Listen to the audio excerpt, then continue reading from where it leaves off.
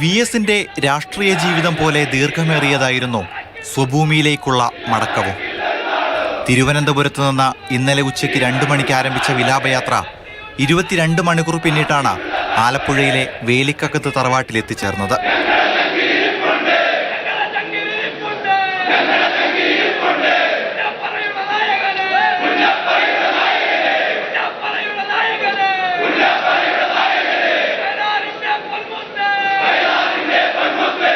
Communist എന്തെന്ന് മനസ്സിലാക്കി തന്ന ഒരു സഖാവാണ് ഞങ്ങൾ നഷ്ടപ്പെട്ടിട്ടുള്ളത്. എനിക്ക് കാണാൻ പറ്റില്ലല്ലോ, കാണാൻ പറ്റൂ. ജനങ്ങൾക്ക് വേണ്ടി നല്ല രീതിയിൽ പ്രവർത്തിച്ചിട്ടുള്ളതാണ്. ജീവിതം തന്നെ ഒഴിഞ്ഞു വെച്ചതാണ്. ലോകത്ത് ഇങ്ങനത്തെ ഒരു നേതാവിനെ കാണാൻ ബുദ്ധിമുട്ടാണ്.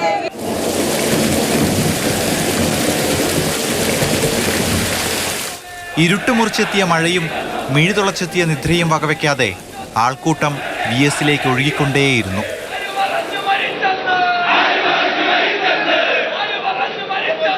വ്യക്തിബന്ധങ്ങൾ ഏതുമില്ലാഞ്ഞിട്ടും ആബാലവൃന്ദം ജനങ്ങളും വഴിയരികിൽ കാത്തിരുന്നു.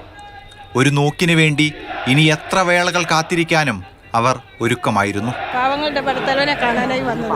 ഒരു നോക്ക് കാണാണ്ട് എങ്ങനെയാ? വി.എസ്. അജയ്യനാണ്. ഇവിടെ അദ്ദേഹം മരിച്ചിട്ടില്ല. വർഗവർണ്ണ രാഷ്ട്രീയ ഭേദങ്ങൾ ഏതുമില്ലാതെ അവർ അന്ത്യാഭിവാദ്യം അർപ്പിച്ചു. നിലപാടിന്റെ വേലിയേറ്റത്തിന് മുന്നിൽ ശിരസ് കുമ്പിട്ടു.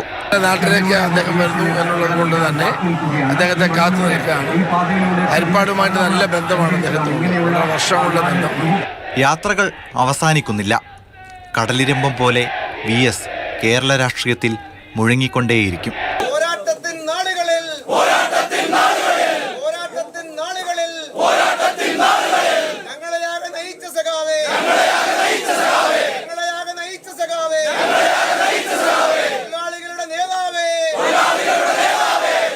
News desk, Mathrubhumi news.